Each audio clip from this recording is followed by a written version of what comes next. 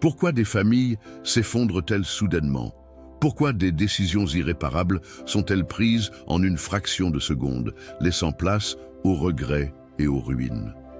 Tu as peut-être déjà été témoin de paroles violentes, d'actes insensés ou de conflits irréversibles sans comprendre la véritable source de tout cela. Il y a un poison silencieux qui ravage des vies entières, même parmi ceux qui se disent sages ou pieux. Ce fléau touche tout le monde, hommes, femmes, responsables, jeunes. Et pourtant, il peut être désamorcé à la racine. Prends quelques minutes pour écouter ce message et découvre comment cette force destructrice peut être vaincue par une puissance intérieure que Dieu t'a déjà donnée. Il m'a paru bon de t'interpeller sur un sujet souvent négligé, mais qui ruine et détruit, la colère. Nous voyons tous, dans nos familles, au travail ou sur la route, des personnes agir sous l'effet de la colère, déclarer des paroles qu'ils regrettent, commettre des actes stupides ou même ôter la vie. Combien de foyers ont été brisés à cause d'une réaction colérique? La Bible regorge d'exemples. Dans le livre de Genèse 34, le verset 7, Siméon et Lévi, fils de Jacob, animés de colère après le viol de leur sœur Dina, tuèrent des hommes et furent maudits par leur père dans le livre de Genèse 49, les versets 6 à 7. Dans le livre de 2 Samuel, les chapitres 13 à 18, tu peux y voir qu'Absalom, le troisième fils du roi David, emporté par la colère, tua son frère Amnon et nourrit de la haine envers David. Dans le livre de Genèse 39, les versets 19 à 20, Potiphar, trompé par les accusations de sa femme, en colère fit emprisonner Joseph.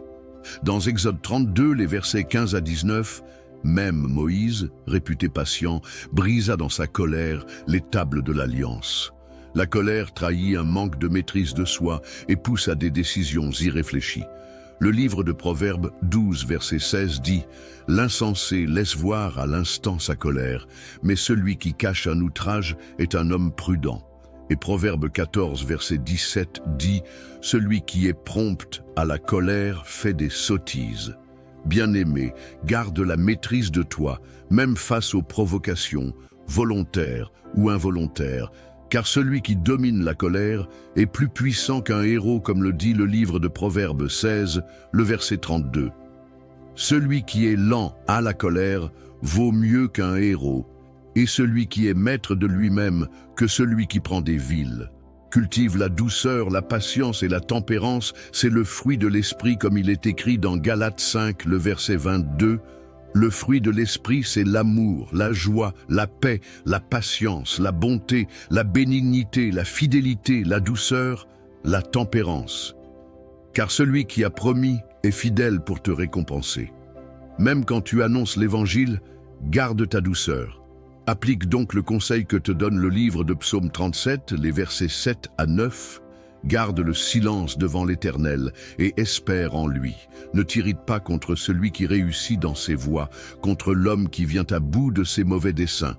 Laisse la colère, abandonne la fureur. Ne t'irrite pas, ce serait mal faire, car les méchants seront retranchés et ceux qui espèrent en l'Éternel posséderont le pays. Amen. Si ce message t'a édifié et t'encourage à cultiver la douceur, la patience et la tempérance, aime la vidéo, partage-la pour bénir d'autres vies et abonne-toi pour recevoir encore plus de paroles qui transforment. Ensemble, propageons la lumière.